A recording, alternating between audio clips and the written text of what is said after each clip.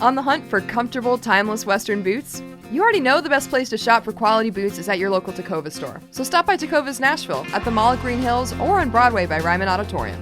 That's right, you now have 2 locations to choose from. Grab a cold one as you shop and get fitted by a pro.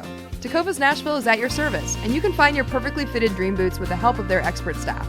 Everyone will be asking where you got your sick new boots, but I won't be asking because I know they must be Tecovas. That's TECOVAS.com. Don't go gently, y'all.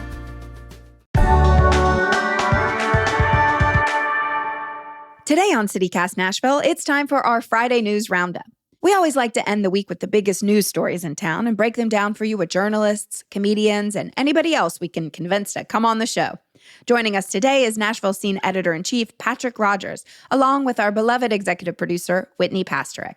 Together, we'll celebrate and debate this year's Best of Nashville Scene winners. Whitney will also give us an update on Old Tent City and some breaking news about one council member's frustration with the Office of Homeless Services. And I'll wrap up the show with the latest on early voting and the transit referendum. CityCast Nashville is presented by our exclusive launch sponsor, Tecovas. And hey, stay tuned for our Tecovas Don't Go Gently tip for this weekend at the end of the show. It's Friday, October 18th. I'm Marie Cecile Anderson, and this is what Nashville's talking about.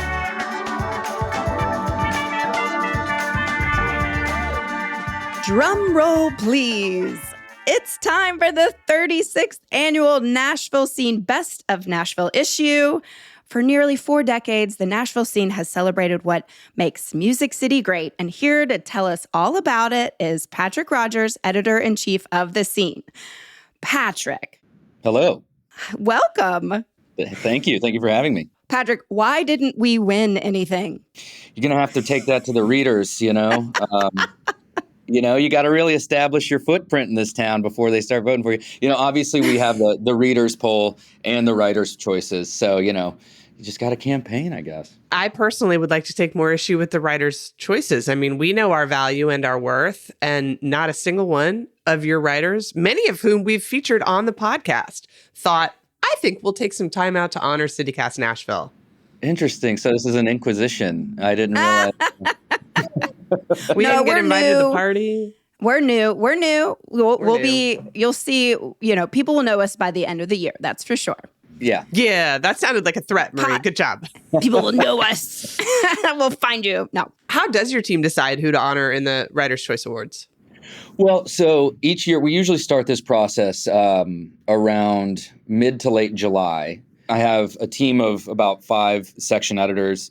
We get together. We also call in some of our freelancers, especially like contributors who know a lot, Chris Chamberlain and Margaret Littman, folks who write about the food scene for us, and our music writers.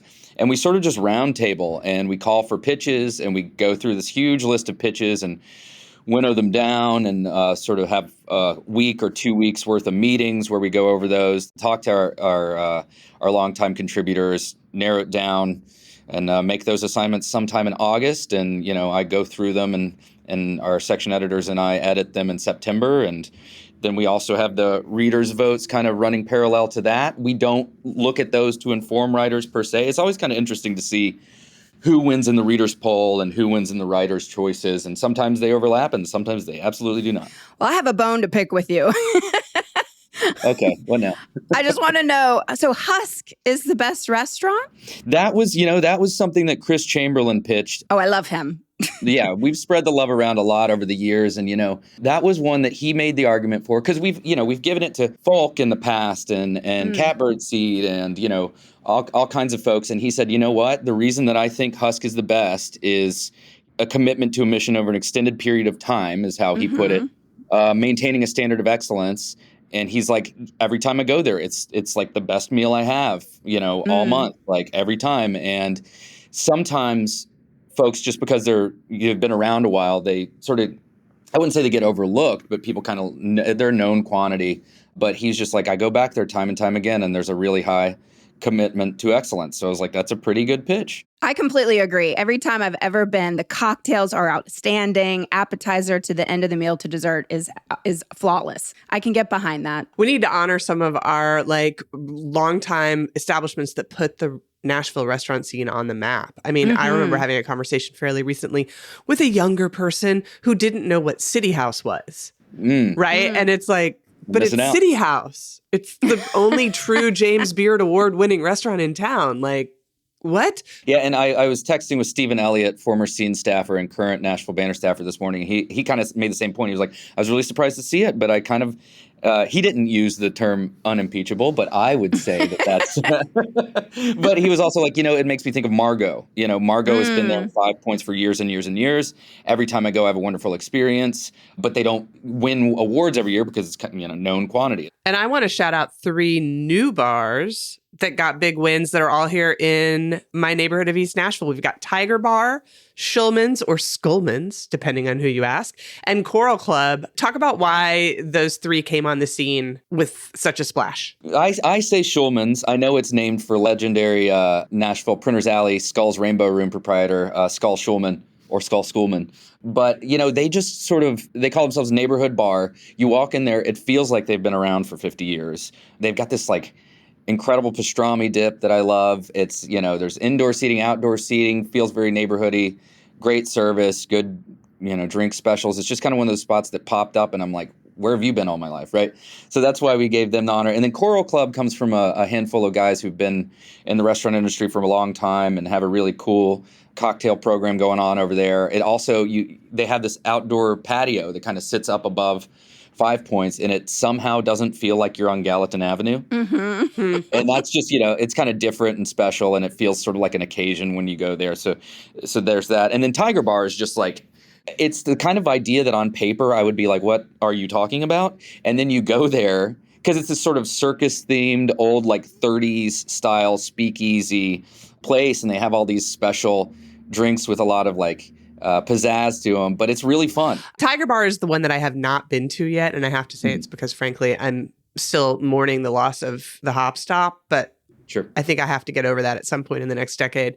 I personally want to shout out a big winner on your list, which is my friend and CityCast Nashville guest, Ann Powers, NPR's Ann Powers, whose book Traveling on the Path of Joni Mitchell won Best Biography. And she had no idea. Nobody told her, Patrick, and she didn't go to the party. Well, I want to shout out my acquaintance who won Best Comedian, Fiona Cawley. And the first time I saw her perform at Zanies, she actually suffers from a degenerative form of muscular dystrophy. So they actually carried her out on stage because she is in a wheelchair. And she is the funniest person I've ever seen perform here in Nashville. She's amazing. Actually, the last time I went to Zanies and saw her, they had built a ramp specifically for her to go up, and she's blowing up as a comic. So now she was on the show Kill Tony, and now she has over 300,000 followers on Instagram, and she's traveling all over the country. And it is just so cool to see this local Nashville comic who's also from Nashville, went to school here, doing so well. Yeah.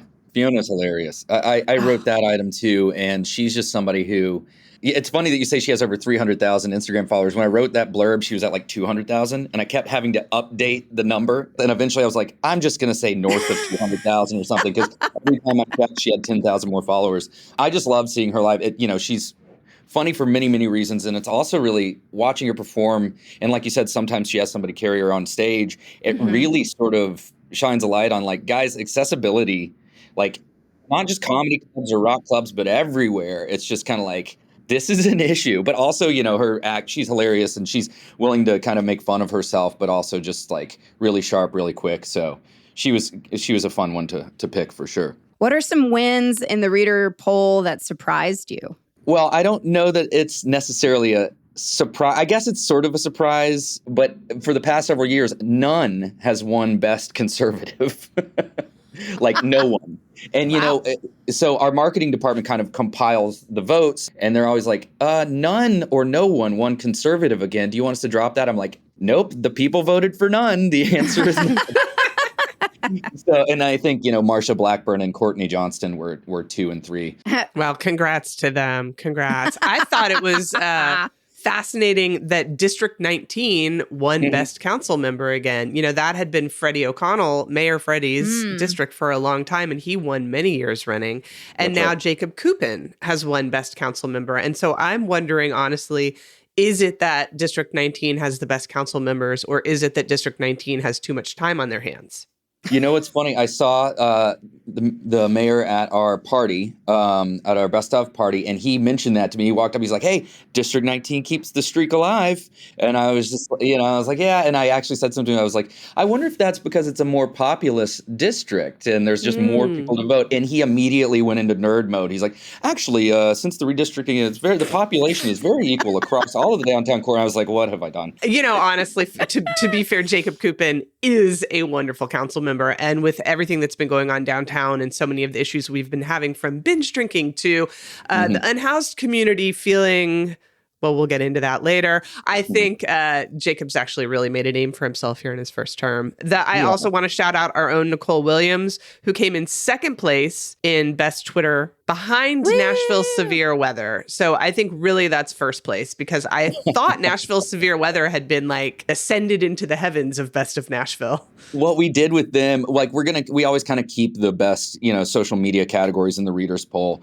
But last year I gave them sort of a writer's emeritus in perpetuity. Nashville Severe Weather has the best Twitter account. It's not even called Twitter anymore. So we're retiring this as a writer's award. They are forevermore the best Twitter. But we decided, we'll keep it in the readers poll. And I mean, it's probably always going to be Nashville Severe Weather for good reason, as we all know. Yeah. And then, Nicole right behind. And I believe she placed in Best Columnist, too. Hooray. Nicole, it's an honor just to be nominated, Nicole, if you're listening.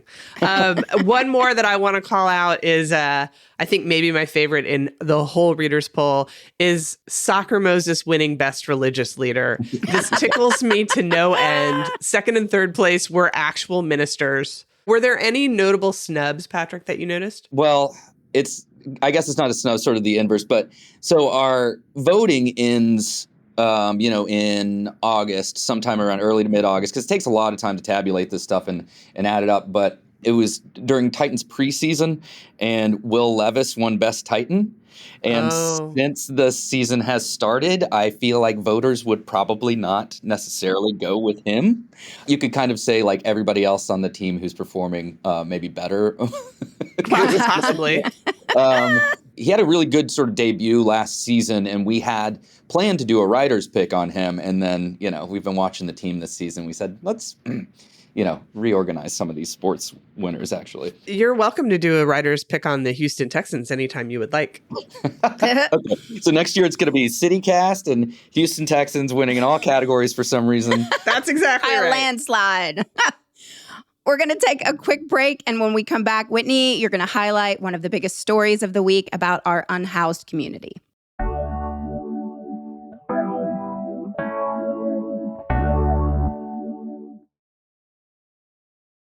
So, y'all, we mentioned a few weeks ago that the folks who live in Old Tent City were begging for an extension on having their homes demolished. Metro decided they weren't up to code, but the people in that community don't really have anywhere else to go. Unfortunately, the extension ran out this week, and those homes were demolished. And just as a reminder for folks, these were shelters that people had built by hand. They had like roofs and walls, and in some cases, glass windows. And I swear I saw a picture of one that had an air conditioning unit. A big reason the city gave for why these structures needed to come down was that, quote, violence and crimes were being committed inside them.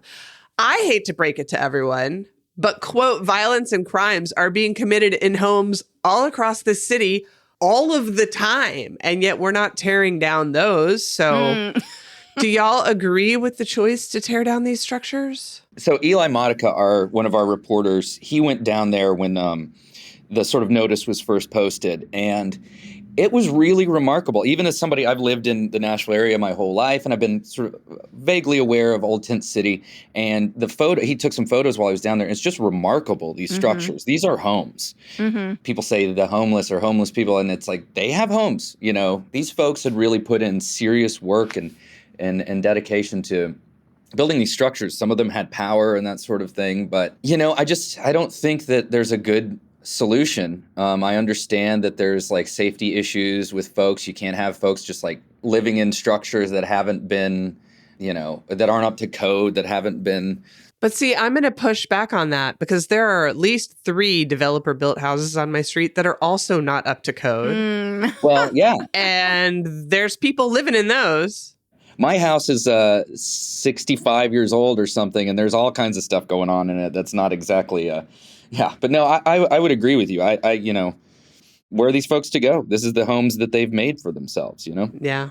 And adding an unfortunate wrinkle to all of this is the situation unfolding with the Salvation Army.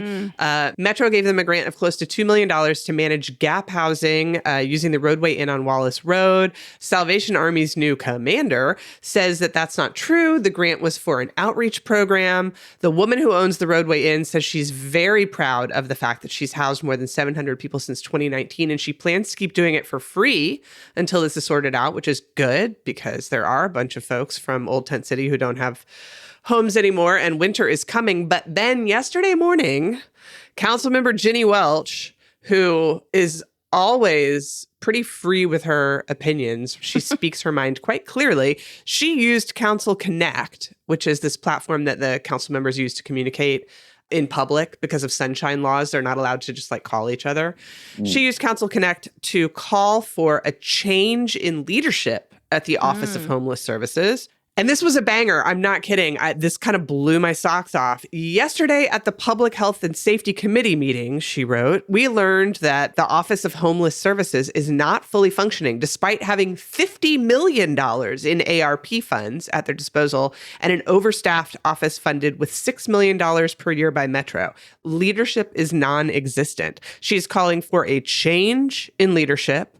She then put, I think this is maybe the most damning part. She said that OHS admitted in that same meeting that they are deliberately keeping beds open that could be filled right now with the unhoused and get people indoors. Instead, they are holding these beds for people displaced by encampment closures. She continued, holding beds intentionally open is unconscionable, and it's not in alignment with best practices or a housing first approach that OHS has been claiming to promote. And she ended by saying that part of this falls back on Metro Council.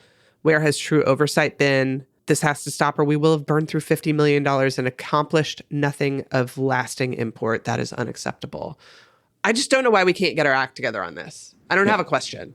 I know. I was going to say, why is this happening? Why? I genuinely think in some cases, and I tweeted this week. I'm trying not to tweet so much since it's not Twitter anymore, but I don't understand why our leaders don't talk to the people doing real work on the ground before they make these choices. This is a small town. Everybody knows everybody. I think I would just call on our leaders to possibly widen the scope of who you talk to before deciding where you're going to give millions of dollars. Yeah, talk to the folks doing the work on the street themselves. Jenny Welch, do you happen to recall what district she is? She's in District 16. Yeah, she is definitely, as you note, she is known for not pulling her punches. So that was, it's quite the letter to read. Yeah.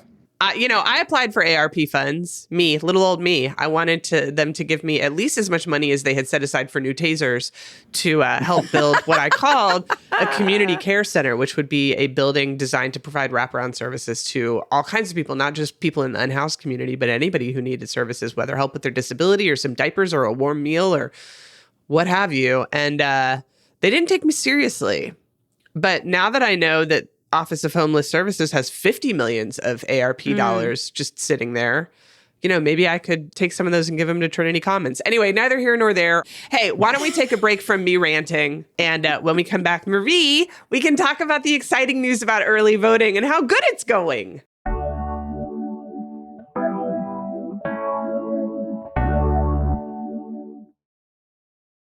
All right, we're back. And yes, it is spooky season, but it's also now officially election season too.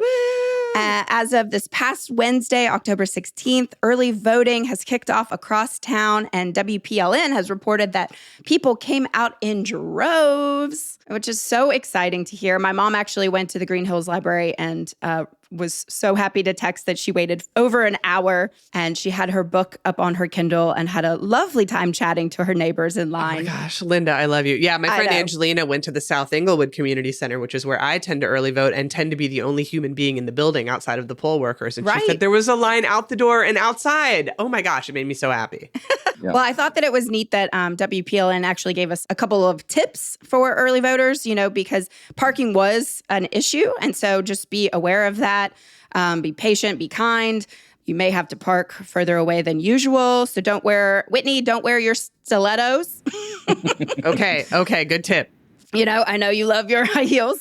I do. And then also bring your earbuds so you can maybe listen to CityCast Nashville. The best podcast in Nashville. While you're waiting in line.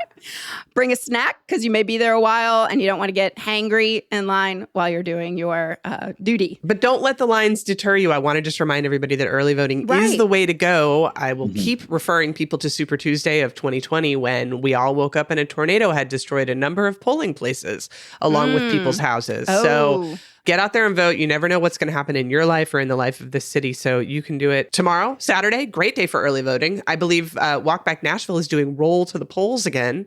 You can meet up in Bicentennial Park by the bell thing, the Carillon, whatever they call it, and ride your bike with a bunch of folks over to Howard Office Building. Oh, I love that. Well, as we all know, the transit referendum is on the ballot, which asks voters to approve a 50-cent sales tax increase to fund $3.1 billion worth of transit upgrades. Wait, what is this?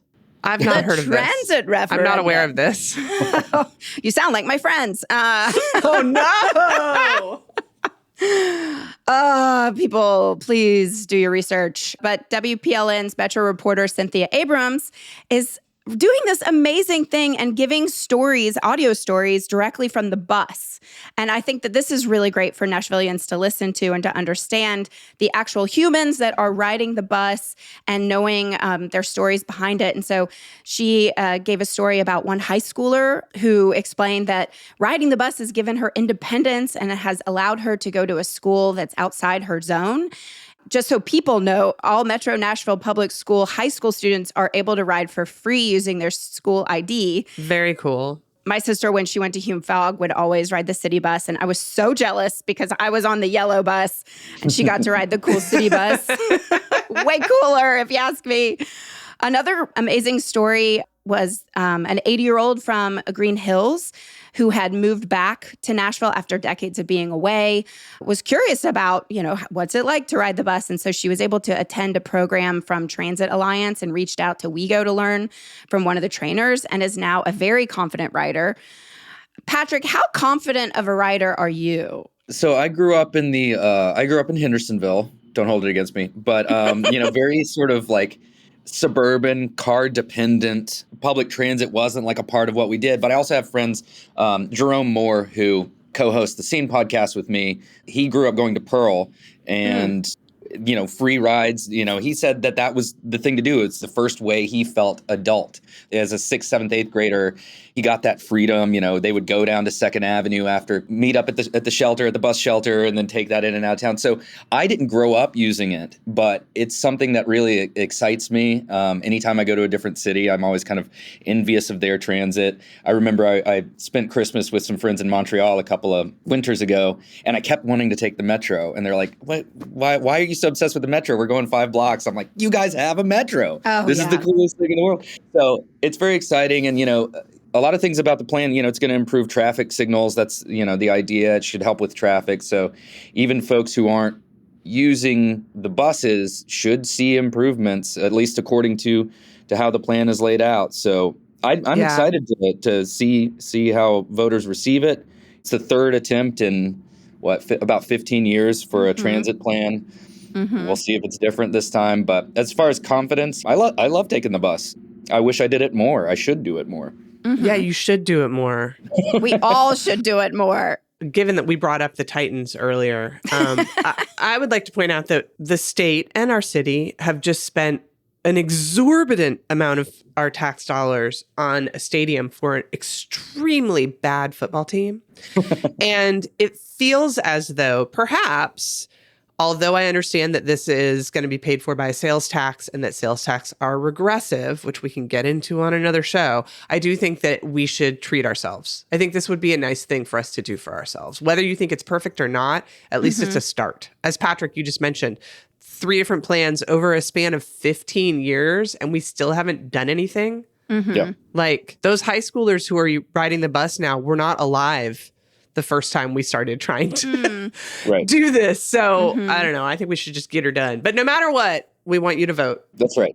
For or against, just vote. And if you have more questions about, if I can just plug us again, if you don't mind. If you have more questions about the transit plan, we had a 6-part cover package back in August, kind of diving into the nuts and bolts of it. And like WPLN, lots of folks are covering this in depth. So there's a lot of information out there for folks to check out. Early voting goes until October 31st. Lots of time, 13 early polling locations, lots of places to do it. So hopefully folks will just get out there and do it sooner than later. And listen, I just want to say that although the Nashville scene cannot give themselves a Best of Nashville award, I would like to award the Best of Nashville Having Alt Weekly award to the Nashville scene. Yay! Well, I thank you. Yeah. Folks try to replicate it. You know, every year I find there's some other publication that's doing a Most Magnificent of Nashville or Nashville. I'm like, all right, guys, come on. 36 years. I think this is our lane. Thank you. Patrick, y'all do so much for this city. You tell so many important stories. It's why we've had so many of your reporters and columnists on. We're so grateful for everything you do. Thanks for being here. Thank you guys for having me, and thanks for what you do as well. It's been a pleasure. And now it's time for your Tecovas Don't Go Gently tip for this weekend. Some of the best chefs in Nashville are teaming up for a bake sale to help raise money for people impacted by Hurricane Helene. Frankie's Nashville is hosting the event starting Sunday at noon until they're sold out. Participating restaurants include Audrey, Folk, Kisser, Locust, Shotgun Willie's, Noko, Red-Headed Stranger, and many, many more. From sweet treats to onigiri, it's the most delicious way to help your neighbors. Remember, y'all, don't go gently, go into Tecovas.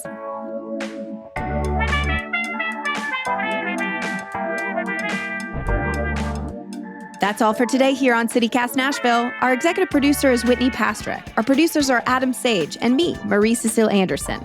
Our Hey Nashville newsletter editor is Margaret Kingsbury, and our theme music is by Prof Jenkins. If you enjoyed the show, why not tell a friend? Rate the show, leave us a review, and subscribe to our Hey Nashville newsletter.